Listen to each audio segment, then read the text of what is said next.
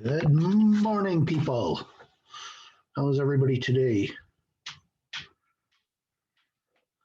You all looking Good. top form? People I can see anyway. There she is, Claire Keever. Hey, Claire. Hi.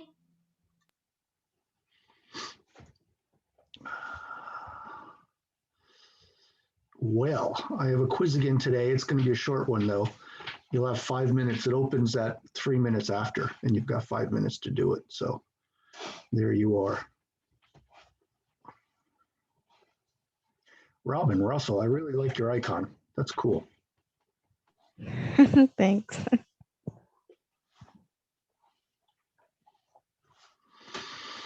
What do we got here today? 28 out of, I think, 45 or 50. Well, some people are going to be disappointed they didn't take the quiz today. It's pretty easy. Easiest quiz so far, I think.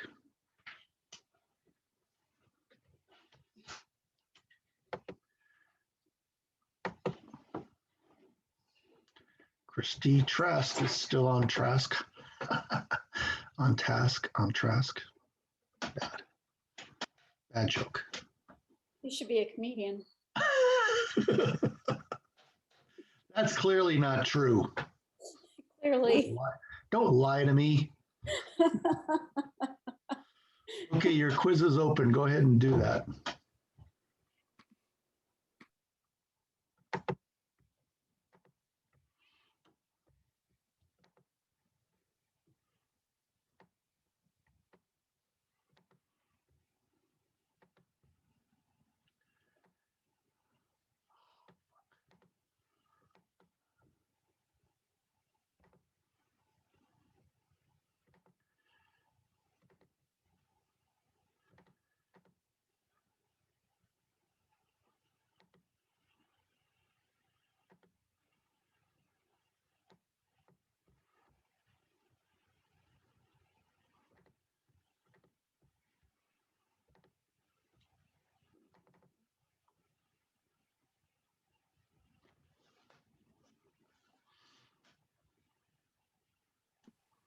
See, I told you should be a comedian.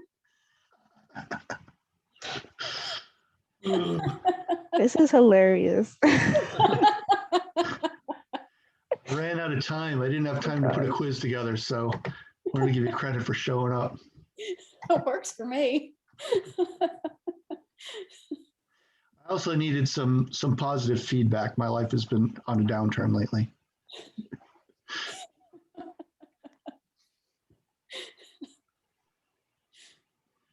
That's okay. Work has been shit for me too.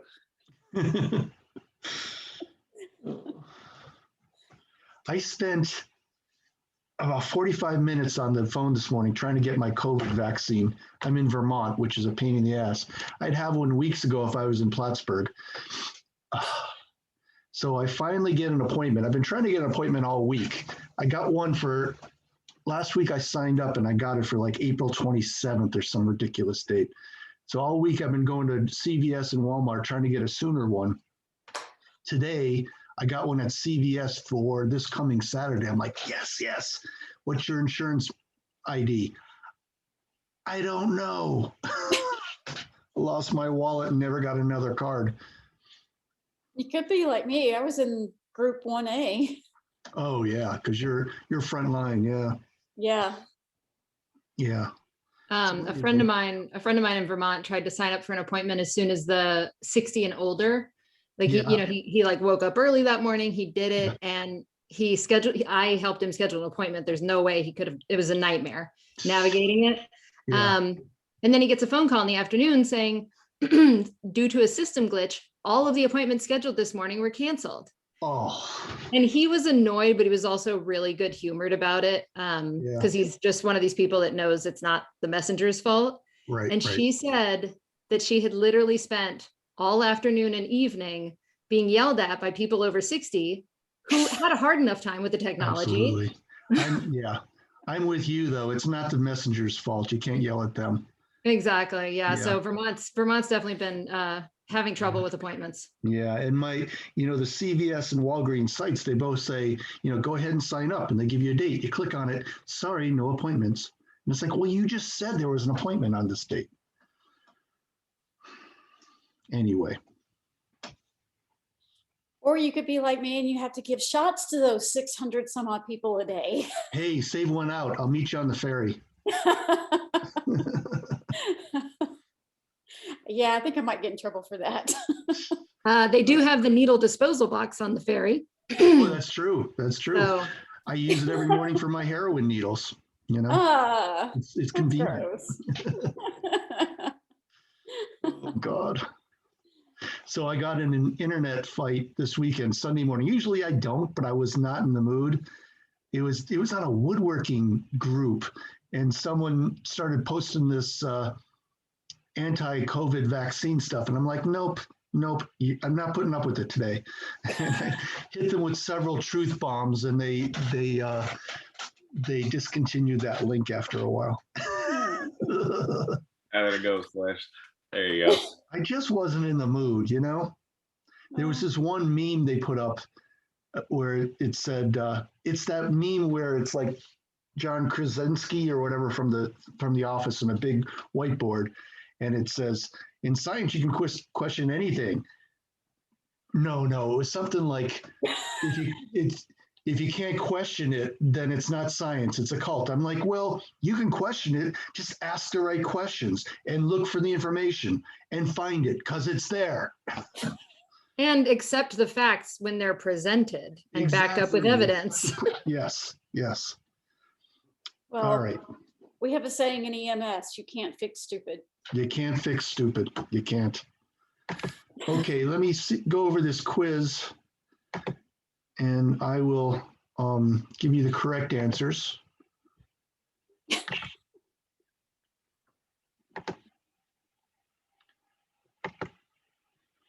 Correct answers is I did attend, and is my, sorry, most favorite professor. There we go.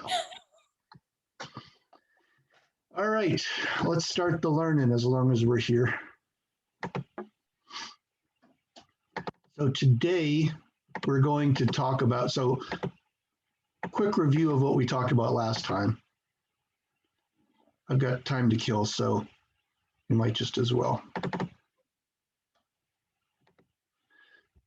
So last time we just talked about kind of the physical movements that go on during early embryo development in the xenopus. So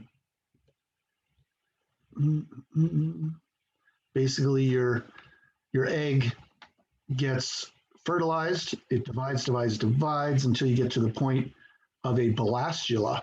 And in the blastula, you've got ectoderm on top and endoderm on the bottom. And we need something in the middle, which is mesoderm. So that will get induced, and that's what we'll talk about today, how that induction happens.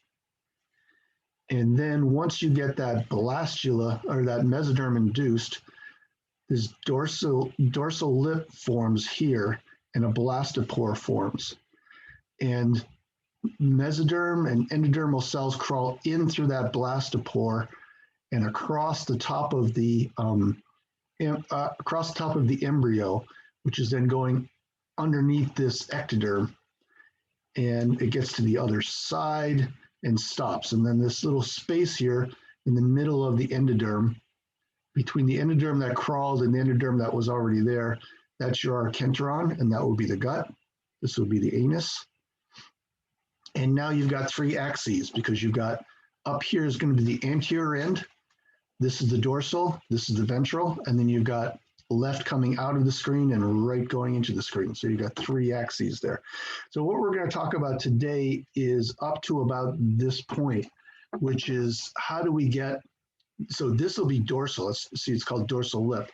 Back at the egg stage, at this stage, there is no dorsal or ventral. Like it's all kind of, it's producing ventral proteins, but there's really no dorsal ventral axis here. And then this becomes dorsal, which makes this ventral. And then that leads to the formation of the AP axis as well. So let's see how that happens, as long as we're here. Okay, couple of terms to define before we move on. One is fated. Fated means, what's that cell going to be if we don't mess with it? You can take the cell out of the embryo and it will become whatever it happens to be fated to at that time.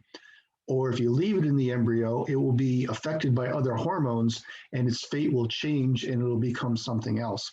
So the fate map is basically, here's your embryo, at the blastula stage. All of this ectoderm here will become nervous system. All of this ectoderm will become epidermis. Endoderm then becomes gut. And then your mesoderm here is patterned. So you've got dorsal and anterior mesoderm here, and it goes towards ventral mesoderm over here. So this is kind of like a dorsal ventral axis here. And this is looking at it from the other stage. Here's your blastopore lip. This is going to be your dorsal mesoderm and anterior as well. And then here's your neuro, ecto, and epidermal ectoderm. So basically this is your fate map. This is what these things will become if you leave them there. Now, if we were to take this tissue out, this neuroectoderm out at this stage, it would become epidermis. It wouldn't become neuroectoderm because it needs to have some hormonal influences on it to turn it into nervous system. So fated means what's it going to be if we leave it alone? And the fate map just tells you everywhere in this embryo, what are these different cells going to be? And they figure out this fate map in a kind of an interesting way. They inject individual cells with a non-diffusible dye. So once it's inside the cell, it can't get out. And then they'll let the embryo go and they look at where did that dye end up. So, if you inject this cell here, and then let the embryo grow, it ends up over in the head somewhere, and et cetera, et cetera, et cetera. So that's how they figure it out, that just by injecting dye in different parts of in different cells and seeing where it ends up in the end. Okay, so that's what fated means. What's it going to become? Now, fate can be changed. A hormone can induce different, a hormone comes and just like the last chapter, activates a long transcription pathway or signal transduction pathway, turns on transcription factors.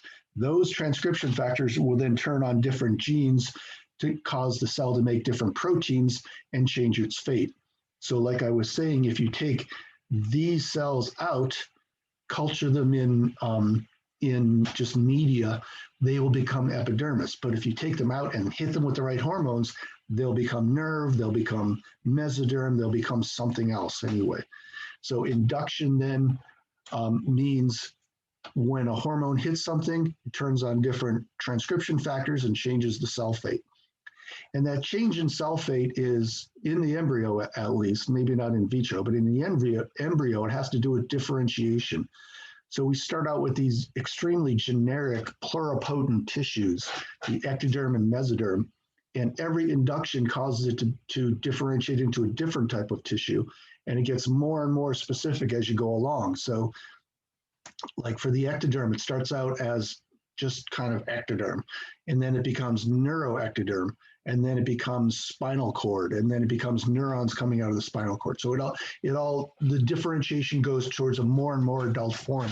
And then when the cell hits its terminal differentiation point, it becomes a fully adult cell, it stops differentiating, it stops dividing, and performs its function in the organism.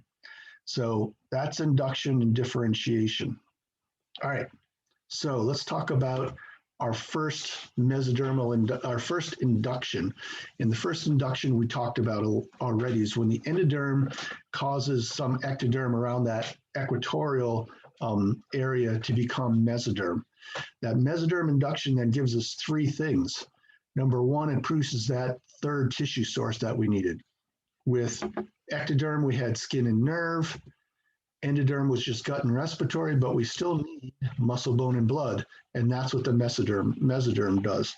So the first thing it does is it gives us that third tissue that we need.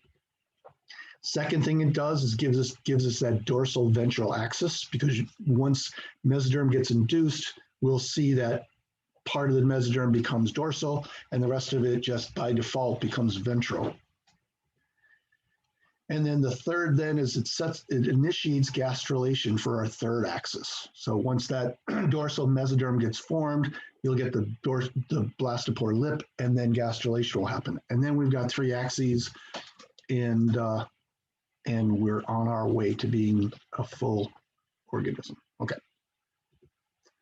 Okay, so how do they know about these inductions? Where do they figure this out? It has to do with, think about, this is like probably 1930s or 40s. So these are really old experiments. So nothing's known about DNA or hormones or anything like that. They're just looking at the embryo and trying to figure out how these things happen. So one experiment they did early on is called the animal cap experiment. So you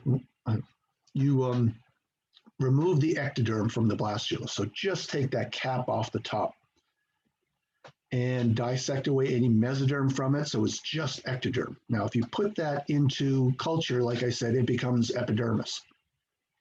But what they tried was to take that ectodermal cap and put it on top of the endoderm. So you cut the cap off, okay, put it over there, wait over there for a second. You take the bottom and you cut all the mesoderm off the bottom. So now you've just got endoderm. So you've got endoderm and ectoderm, and you put them together in a sandwich. And the endoderm is then going to turn that ectoderm into mesoderm. So it's changing its cell fate by inducing something different. And at this point, it's all just ventral mesoderm. There's no dorsal mesoderm yet. So let's look at that. Okay, so here is your blastula. I'm going to cut this off here and here. So we have just this ectoderm, no mesoderm. And then we're going to cut this off here and here. So we have just endoderm and no mesoderm. So this put that ectoderm on top of the mesoderm, and the ectoderm becomes mesoderm, ventral mesoderm. So the reason they're doing this is the hypothesis was there's something being released where the ectoderm hits endoderm over here, and something released from the endoderm was converting ectoderm into mesoderm. So I've told you several times already that that's what happens, but this is how they figured that out. They put just ectoderm onto just endoderm, and the endoderm changed the ectoderm. So what are those factors that are released? That's what we'll talk about. So the next question then, experiment number 2, is where do these axes come from? Where do we get dorsal mesoderm from, and where do we get these axes from? So this experiment, to do this experiment, they took a later blastula.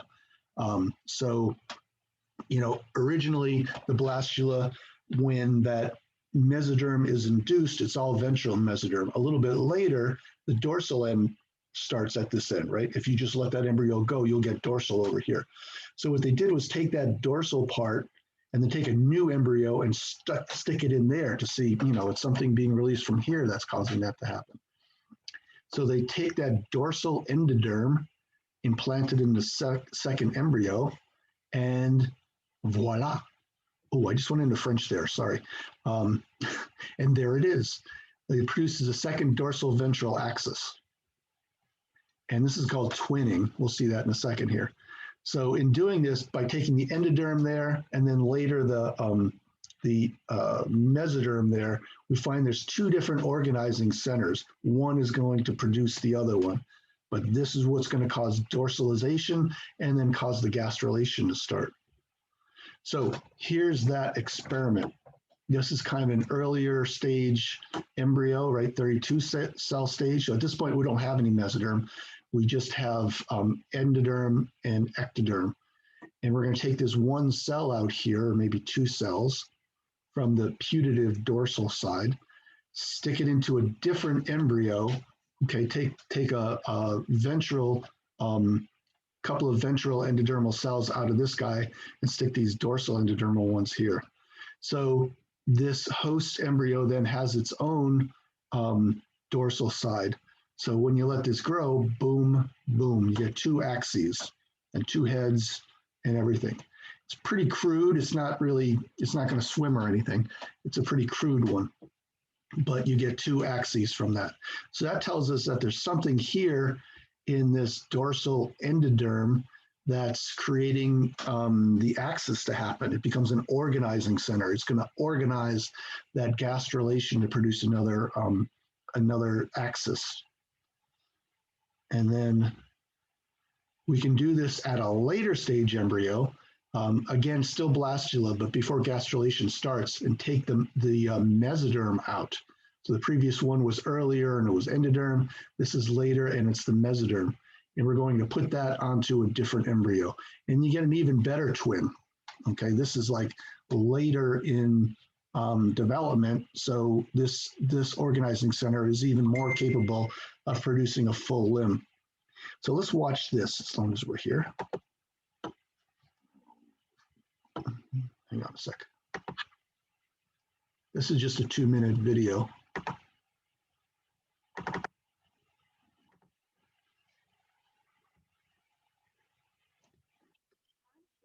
Hilda Mangold were pioneers of developmental biology. They showed how the pattern of the embryo is created by interactions between one group of cells and another. In 1924, they made a famous discovery. They found that a small piece of tissue called the organizer, taken from a specific site in the early frog embryo and transplanted to another embryo, could control the behavior of neighboring cells and direct the formation of an entire body axis. The key experiment is reenacted here by a modern developmental biologist using the frog Xenopus laevis.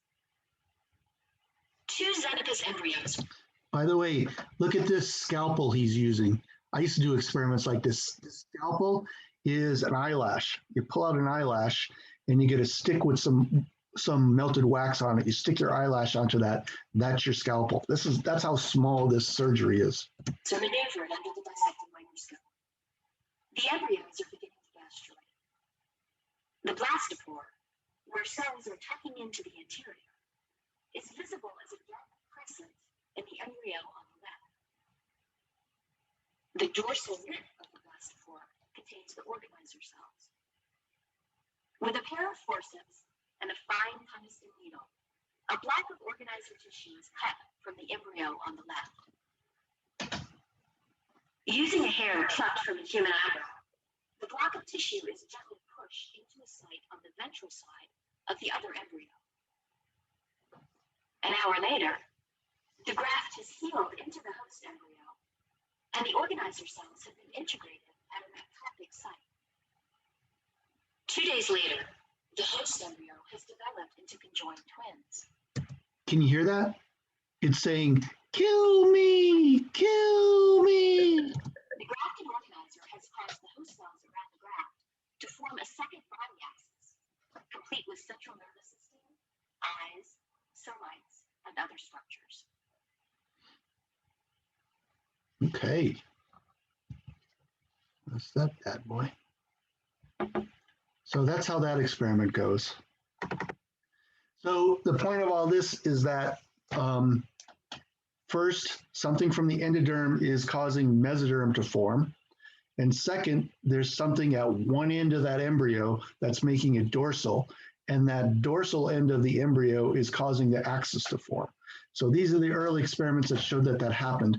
And now later experiments, starting in kind of, I would say, late 80s, early 90s, was, what hormones are being released and what are they doing and how is that causing this to happen? So, these experiments didn't happen until much later because the molecular techniques weren't there.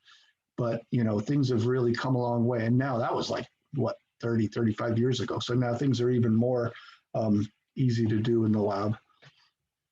So anyway, this is why. So there are certain mRNAs that are maternally restricted. So when the egg is made, okay, this is ectoderm, this is endoderm. During the production of that egg, there are certain messenger RNAs that are attached to the cytoskeleton in the top, in the animal pole, and some that are attached to the cytoskeleton in the vegetal pole. So one of them is this VEGT. VEGT is a transcription factor. And it's going to make these cells endoderm, and it's going to cause these cells to release hormonal factors.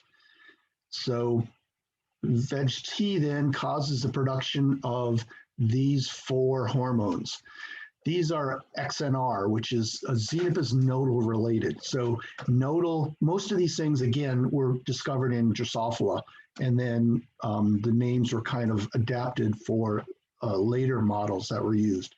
So nodal is a really, really important hormone in early development discovered in Drosophila. So these are called XNR because it's related to nodal, but it's in Xenopus, so XNR.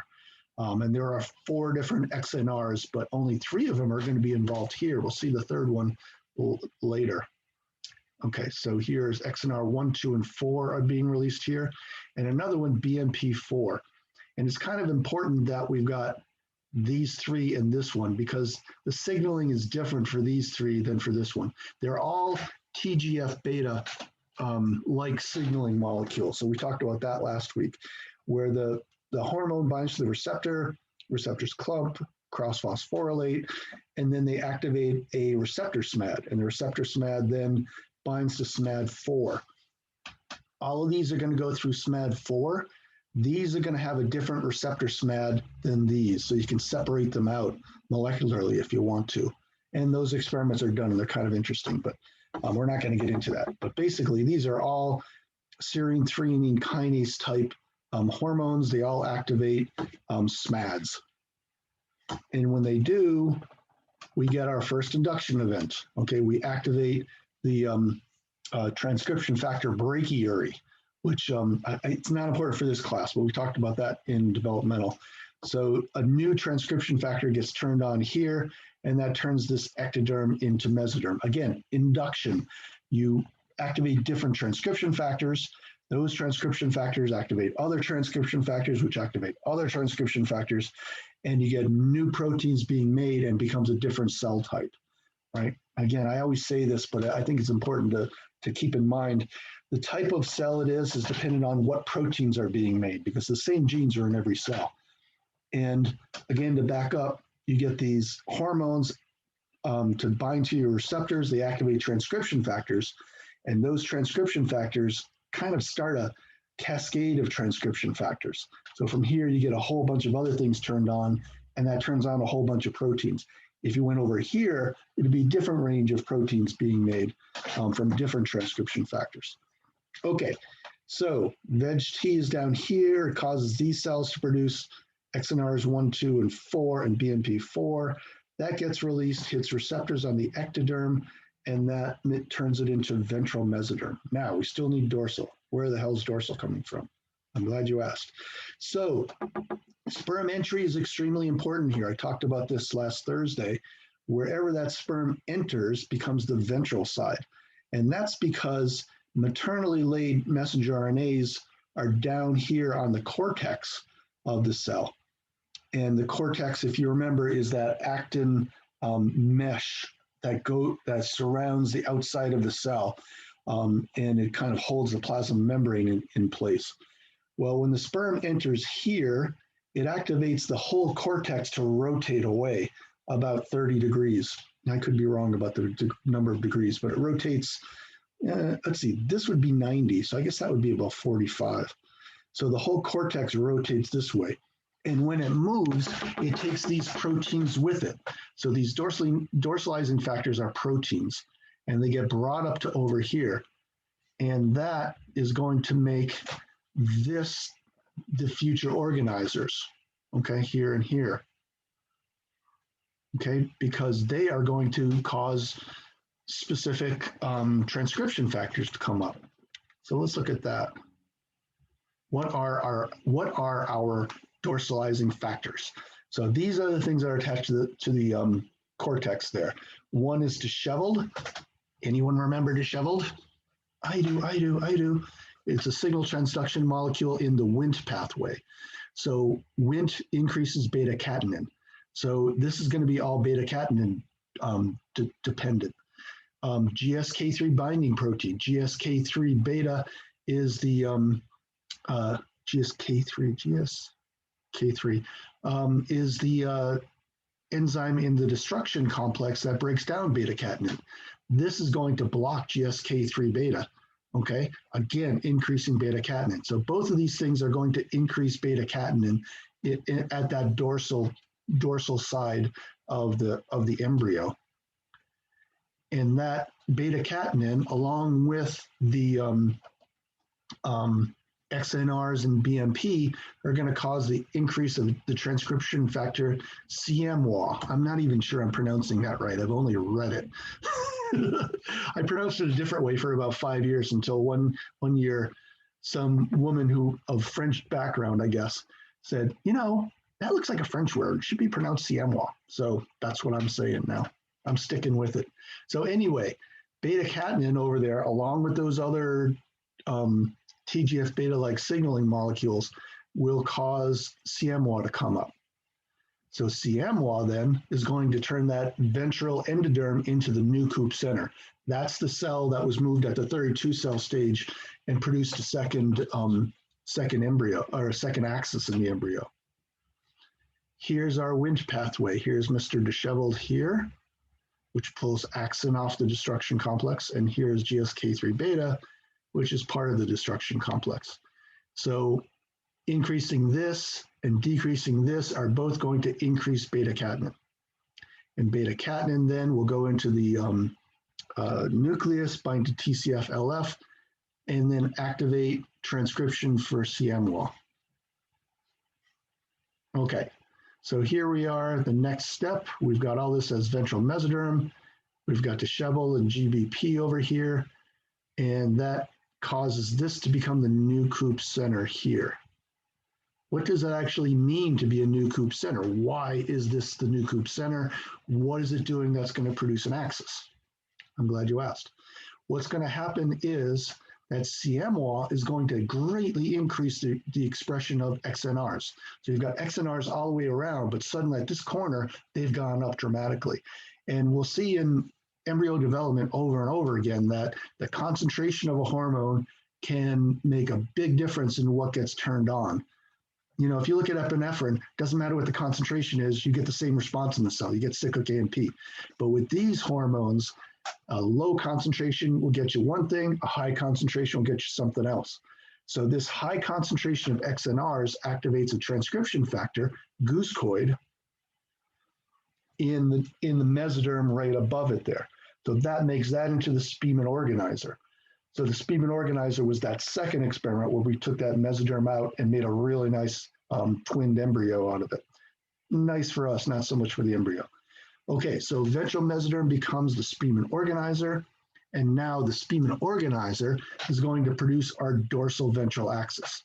So I've been saying up to now, this is the dorsal side of the embryo, this is the ventral side, but there's nothing there to tell you that. Right? At this early stage, there are no proteins there that make this dorsal and this ventral.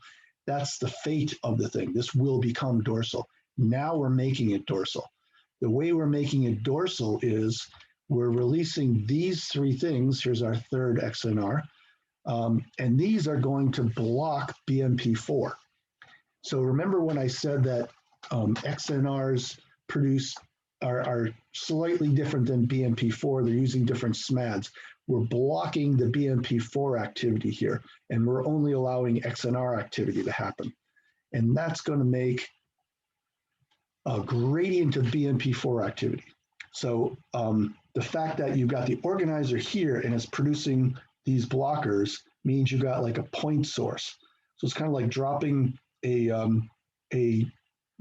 drop of dye into a glass of water. It's going to be most concentrated where you drop it in and weaker as you get further away. Same thing here. You've got that organizer there. It's putting out these blockers. They're going to be really high close to the organizer and lower as you get away. Now, they're not directly producing any effect, but what they're doing is blocking the effect of BMP, which is all over the embryo there at this time. So because the blockers are high at this end, BMP4 is low at this end. And because the blockers don't really make it to the other side, BMP is high at this side. So what we're doing is making a gradient of BMP concentration. So just backing up a tad here, your Newcoop center then is causing a great increase in XNRs by producing CMWA. That comes up here, turns this into the Spearman organizer by upregulating the transcription factor goosecoid, and then Goosecoid is going to cause the production of chordin, noggin, follistatin, and XNR3, and they're going to go in this direction. And again, BMP4 is everywhere, but it's being blocked over here, and that blocking is decreasing as you're getting further away from it. So your BMP4 activity then is really high ventrally, really low dorsally. So that's the gradient effect I was talking about. When you've got a gradient of a specific hormone, is going to induce different tissues at different concentrations. So this is going to end up being dorsal mesoderm, this is ventral mesoderm, and this is middle mesoderm. Let's back up to that real quick. Hang on. Sorry, didn't mean to do that. That was jarring, wasn't it? Wasn't what I meant to do. I just want to return to an earlier slide.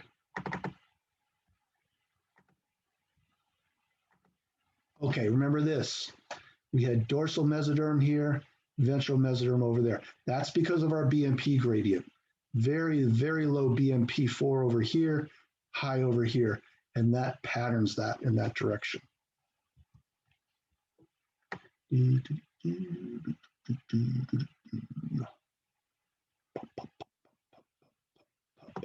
Oh, okay, so that's about it.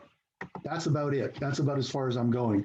I've got some more slides here that show it again, the same BMP4 gradient again in different ways. So the more ways you see it, the easier it is to wrap your head around it. So this is kind of like a two-dimensional way of looking at it.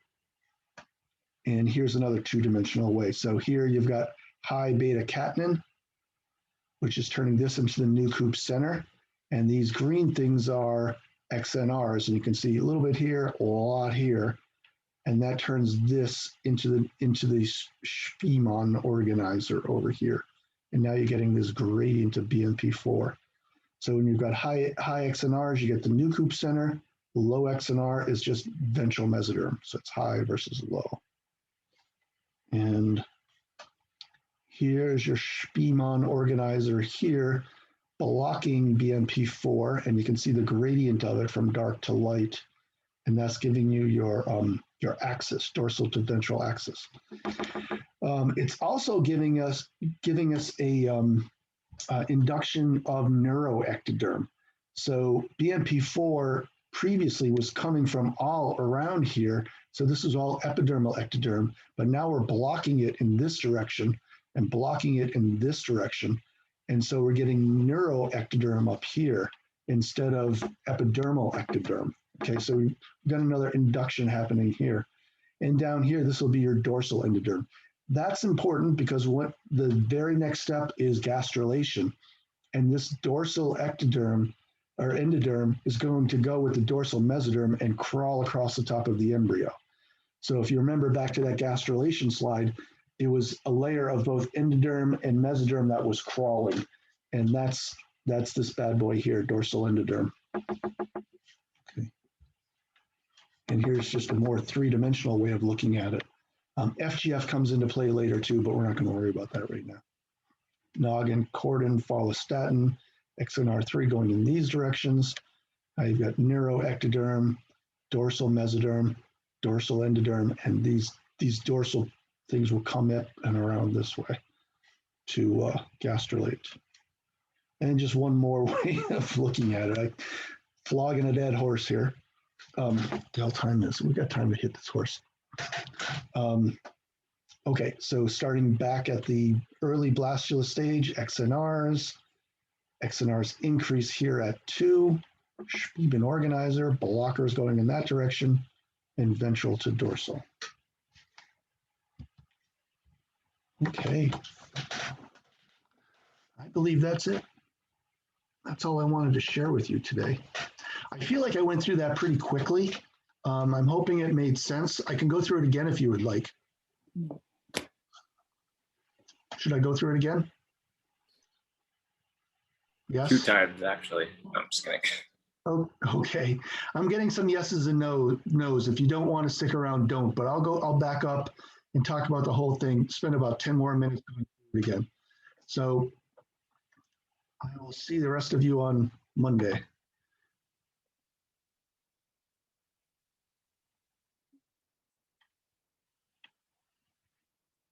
Okay, sure.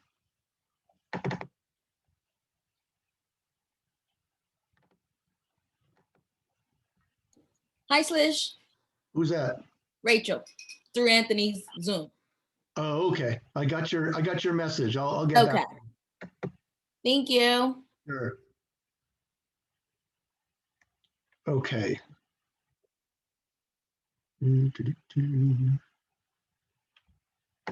Okay, starting back here. Oops, not there. Here.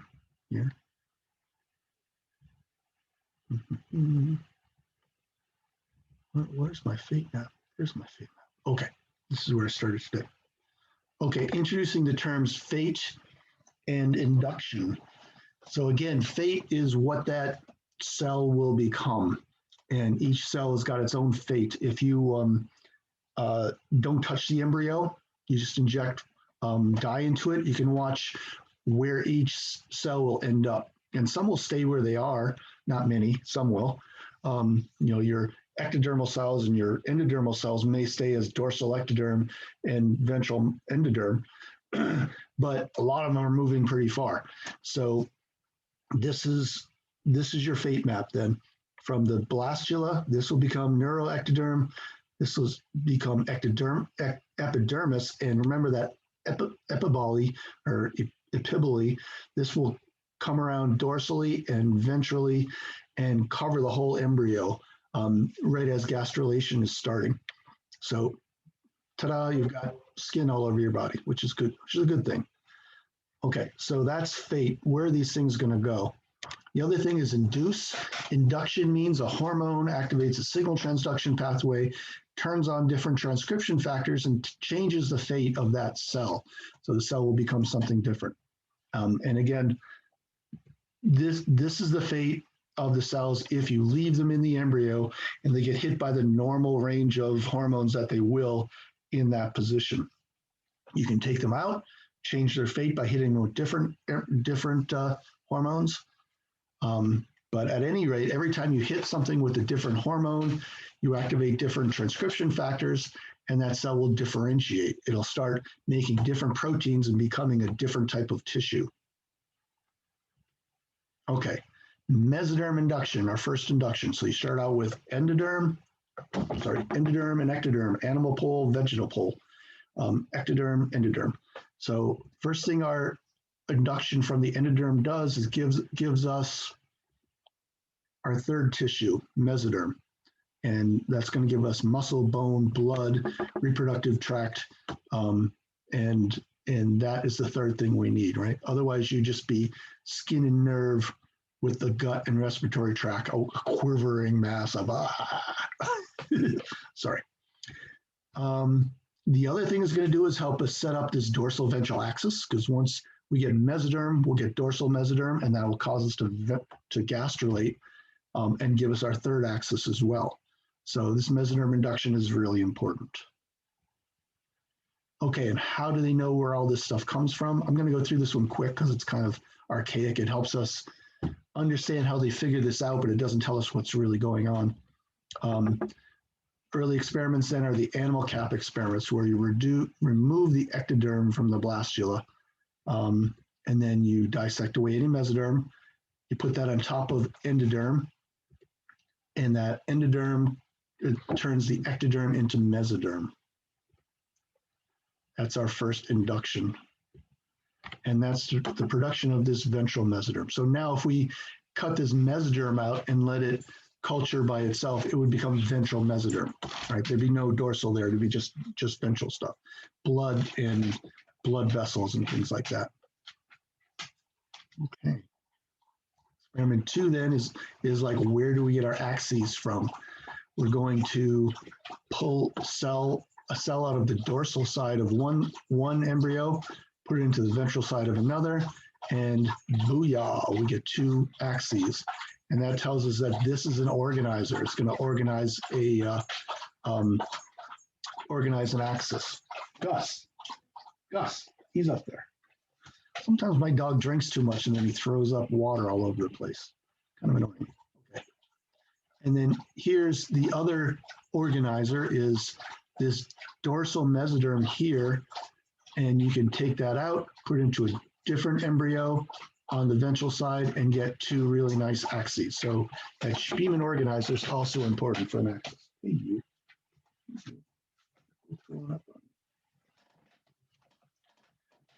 Okay, why does this happen? Where do we get this dorsal mesoderm from?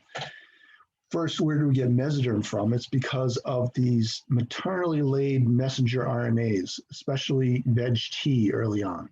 VEG-T is going to cause the embryo to release these four factors, XNR, 1, 2, and 4, and BMP4. And it's going to be kind of evenly expressed all around the rim of that embryo. So wherever endoderm is touching ectoderm, that ectoderm is going to turn into ventral mesoderm, okay? And that's what's caused by this concentration of these factors.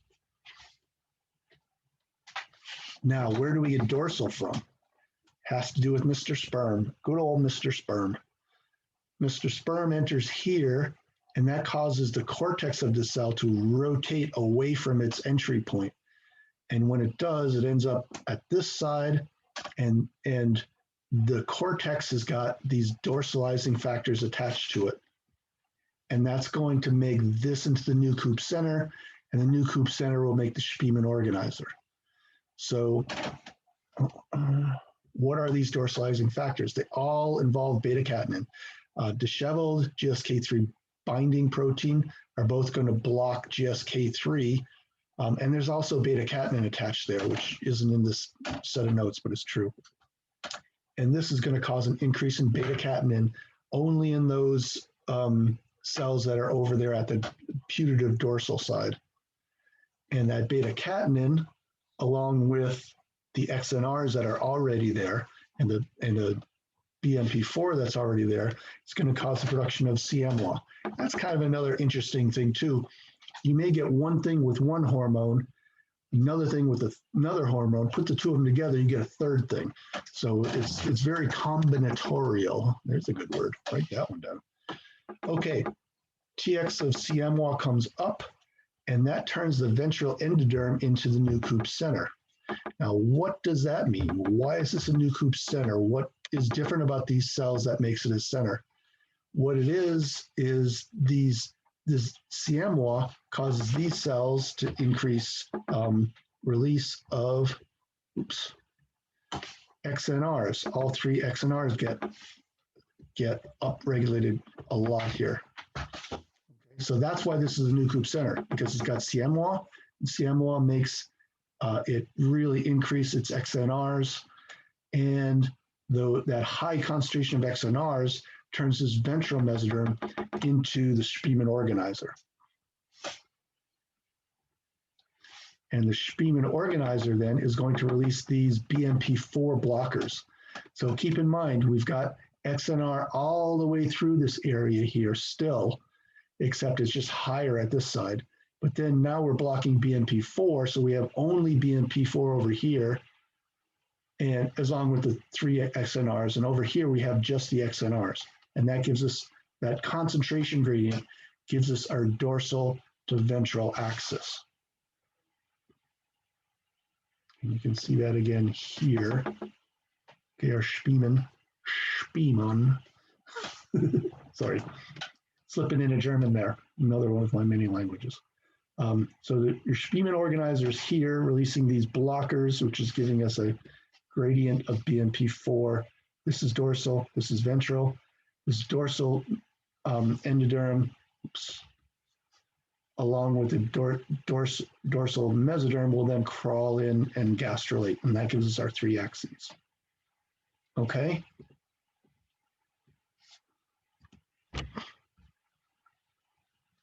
That's my spiel for today. Thank you for the applause. I need it. You know I need it. Anytime. Any questions? Would I be able to talk to you after class? Yeah, I got your email. Let me send you, I'll reply to your email with the Zoom link. Okay. Let me look it up first. I remember how things were going then. Okay. Okay. All right. Any other questions or comments? Okay, guys, I'm going to let you go. See you Thursday. We'll have a review for the exam. See you Thursday.